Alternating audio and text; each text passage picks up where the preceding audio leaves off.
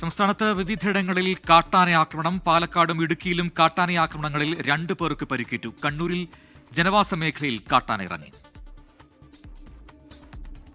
പാലക്കാട് കുഞ്ചിയാർ പതിക്ക് സമീപം സ്വകാര്യത്തോട്ടം തൊഴിലാളിയായ മല്ലികയ്ക്കാണ് ആക്രമണത്തിൽ പരിക്കേറ്റത്. കാട്ടാനയെ തുരത്താൻ വേണ്ടി മല്ലികയും മറ്റൊരു തൊഴിലാളിയും കൂടി തോട്ടത്തിന് സമീപം തീയിടാനെത്തിയ സമയത്ത് കാട്ടാന ഇവർക്ക് നേരെ പാഞ്ഞെടുക്കുകയായിരുന്നു. ആനയുടെ ആക്രമണത്തിനിരയായ മല്ലിക സമീപത്തെ കുഴിയിലേക്ക് വീണു.